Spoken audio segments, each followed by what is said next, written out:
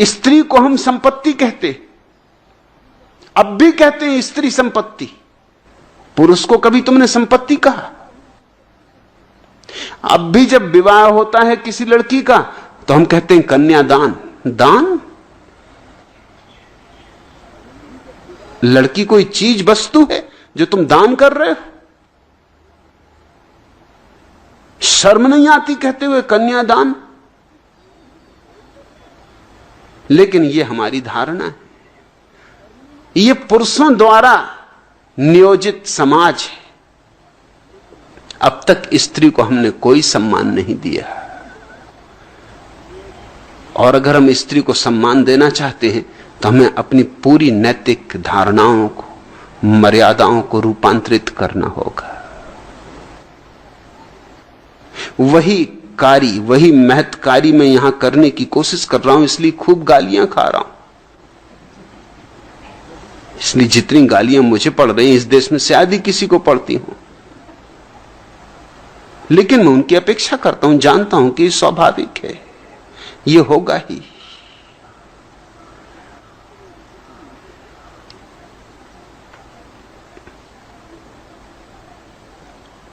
तुम पूछते हो स्त्री मूक होकर दुख झेलती, तुमने सिखाया उसको मूक रहना, तुम बोलने कहां देते हो? स्त्री की तुमने वाणी छीन ली। पहले तुमने उसे वेद पढ़ना रुकवा दिया,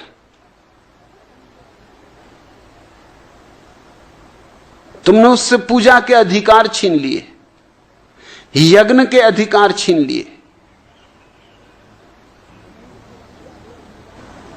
अभी कल खबर थी कि सऊदी अरेबिया से कोई स्त्री बाहर शिक्षा पाने नहीं जा सकती, इसका नियम बना लिया। 20वीं सदी है, या हम किसी बाबा आदम के जमाने में रह रहे हैं? स्त्रियां अब शिक्षा पाने के लिए बाहर नहीं जा सकती। क्यों? क्योंकि खतरा है। बाहर शिक्षा पाने जाती हैं तो वहां से लौटती हैं तो मुखर हो जाती, उनको वाणी मिल जाती। तुम स्त्रियों को शिक्षा भी देते हो तो भी इसलिए नहीं देते कि वो मुखर हो जाएं, इसलिए देते हो ताकि ठीक वर मिल जाए, एमए हो जाएं वो, ताकि कोई कलेक्टर, कोई कमिश्नर, कोई डॉक्टर, कोई इंजीनियर वर मिल जाए। स्त्री की शिक्षा का कुल इतना ही मूल्य है, उसके सर्टिफिकेट अच्छा वर फांसने के काम आते, बस इससे ज्यादा कोई मूल्य नहीं।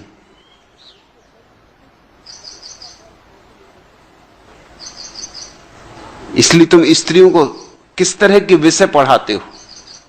उस तरह के विषय पढ़ाते हो जिनका जीवन में कोई मूल्य नहीं। मैं दर्शन शास्त्र का प्रोफेसर था, मैं चकित हुआ ये देख के कि अधिकतर लड़कियां ही दर्शन शास्त्र पढ़ने आती। मैंने पूछा कि माजरा क्या है, लड़कों को क्या हुआ? लड़के साइंस पढ़ते, गणित पढ़ते, लड़कियां क्या करेंगी गणित और साइंस पढ़ के? उनको कोई दुनिया में काम थोड़ी करना है, वो दर्शन शास्त्र पढ़ती जिसका कोई उपयोग ही नहीं।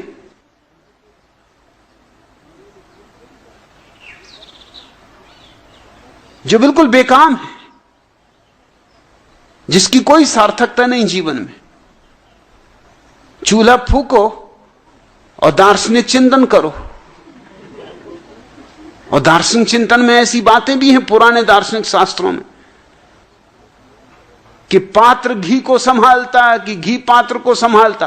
बस चूल्हा फूको और संभाल कर देखो कि पात्र घी को संभालता कि घी को पात्र संभालता। और करना क्या है? रहस्यपूर्ण बातें सोचो।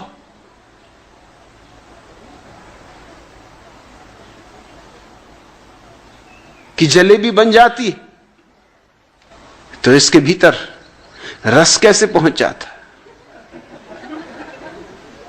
कि फुलका फूल जाता है, दोनों तरफ से बंद, छेद बिल्कुल नहीं, हवा कहां से पहुंच जाती? ऊंची बातें, हवाई बातें, आध्यात्मिक बातें सोचो।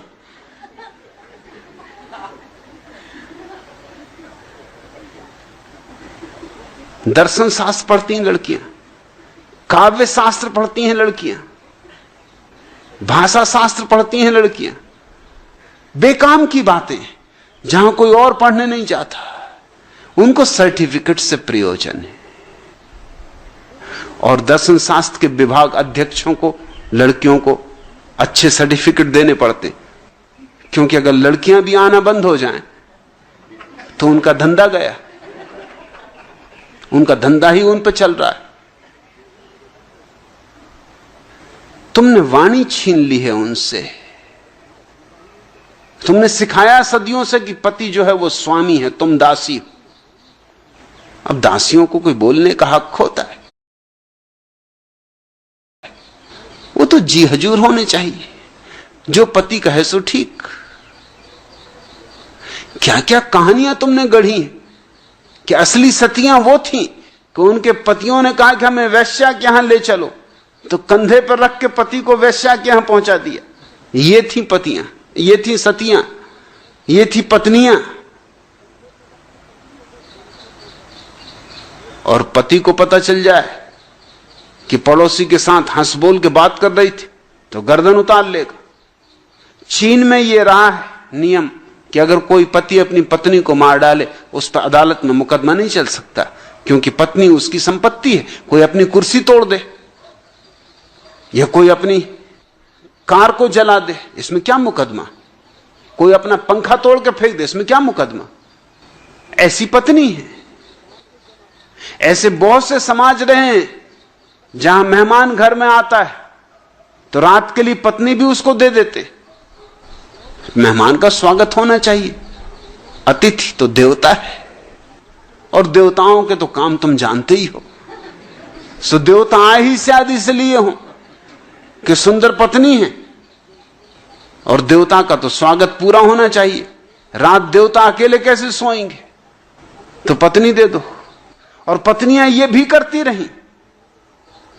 तुमने उनसे वाणी छीन ली, उनको सब दिशाओं में वाणी देनी होगी,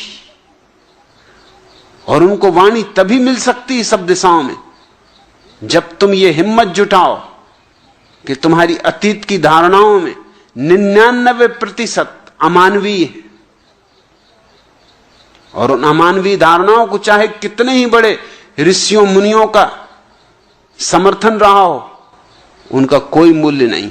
न उन ऋषि मुनियों का मूल्य है, न उन धारणाओं का कोई मूल्य। कहां लिखी है इससे कोई सवाल नहीं, एक पुनर्विचार